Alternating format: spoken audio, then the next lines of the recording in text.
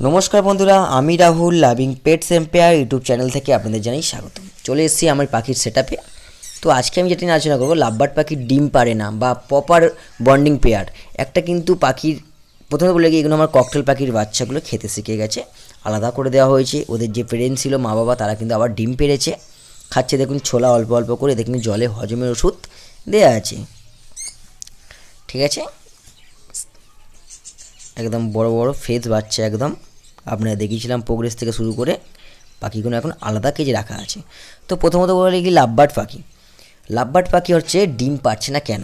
অনেক সময় কিন্তু পাখিরা ম্যাটিং করলেও ডিম পারে, ফার্টাইল আনফার্টাইল হয়। এখানে যে পেয়ারটা দেখাচ্ছি এটা কিন্তু একটা বন্ডিং পেয়ার।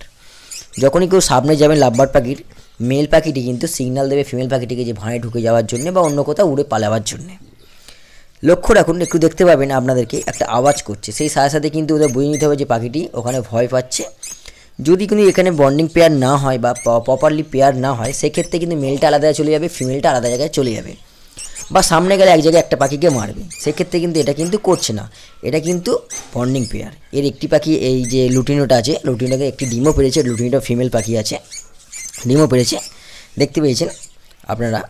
তো অনেক সময় কিন্তু আর লক্ষ্য রাখবেন, একটা পাখি মেল পাখিটি কিন্তু ফিমেল পাখিটিকে খাইয়ে দিচ্ছে, সেক্ষেত্রে কিন্তু এটা পেয়ার, মানে একটা প্রপার পেয়ার। সেই পাখিটি কিন্তু ডিম পারতে পারে। ডিম পারলেই আনফার্টাইল হবে বা ফার্টাইল হবে সেটা কোনো কথা নয়। ফার্স্ট টাইমে ফার্টাইল হতে পারে, আবার ফার্স্ট টাইমে বা দুবার তিনবার পরেও আনফার্টাইল হতে পারে। সেটা কিন্তু পাখির পেয়ারের ওপর নির্ভর করছে। এখানে পাখিগুলো ডিম পেড়ে দিয়েছে, তাই পাখিগুলো ভাঁড়ের ভেতরে আছে। তাইও একটু দেখাবার চেষ্টা করছি আমি।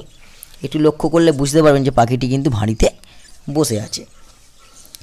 তো বুঝতে পারছেন তো, ঠিক আছে। তো পাখির কিন্তু বন্ডিং পেয়ার হয়েছে কি না আপনারা দেখবেন, একে অপরে খাবি দিচ্ছে, একে অপরে একসাথে ভাঁড়ে ঢুকে যাচ্ছে।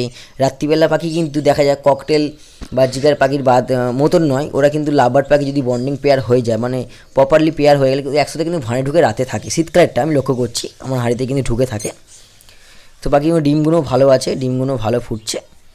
ওপরে মেল পাখিটি বসে আছে, ফিমেল পাখিটি কিন্তু বসে আছে। অনেক লাভবার্ড কী হয় যে আপনারা খেতে দিচ্ছেন, খাবার দিচ্ছেন, সেক্ষেত্রে কিন্তু ওদের পরিচিতি হয়ে গেলে ওরা অত কিন্তু ভাঁড়িতে ঢুকে যায়, ওরা সামনেই বসে থাকে। তো আপনারা একটু লক্ষ্য রাখবেন একে অপরকে খাবি দিচ্ছে কি না। যদি খাবিয়ে দেয় তাহলে ভাববেন পাখিটি ভালোভাবে পেয়ার হয়েছে, পাখিটি কিন্তু এবার ব্রিডিংয়ের জন্য রেডি, ঠিক আছে।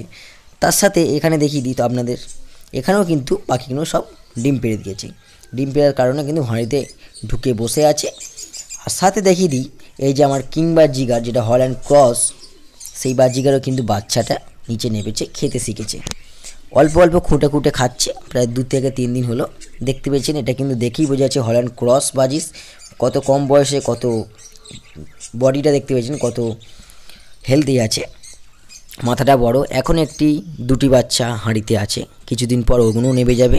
এখানেও হাঁড়িতে 2টো বাচ্চা আছে হল্যান্ড ক্রস বাজিসের, ঠিক আছে, দেখতে পেয়েছেন। এই যে এবার নিচের দিকে আমার কিছু লাভবার্ডের ফার্স্ট লটের বাচ্চাগুলো একদম রেডি হয়ে যাচ্ছে আস্তে আস্তে। এগুলোও কিন্তু আমার ব্রিডিংয়ের জন্য রেডি হবে।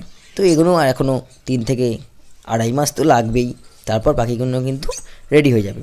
তো অনেকেই বলছেন পাখির ডিম পাচ্ছে, ডিমে কিন্তু ব্লাড আসছে না। লাভবার্ডে হতেই পারে। আমার এখানে এখনও এক পেয়ার রোজি লাভবার্ড আছে, তারা কিন্তু ডিম পারলো 3 থেকে 4 বার, ডিমে কিন্তু ব্লাড এলো না। ডিমে ব্লাড না আসার কারণ হলো পাখিকে ভিটামিন ই দিতে হবে, রক্ত আসার জন্য ভিটামিন ই। তো ভিটামিন ইবিকন ইটা দিতে পারেন, ঠিক আছে। এই দেখুন ভালোভাবে দেখি বাচ্চাগুলো, ঠিক আছে। তো এই ইবিকল দিলে ঠিক হয়ে যাবে, ঠিক আছে বন্ধুরা। যদি ভিডিওটা ভালো লাগে চ্যানেলটিকে অবশ্যই সাবস্ক্রাইব করে নেবেন। ভালো থাকবেন, সুস্থ থাকবেন, দেখতে থাকবে loving pets empire YouTube channel. আর ভিডিওটা অবশ্যই কিন্তু লাইক দেবেন। ধন্যবাদ।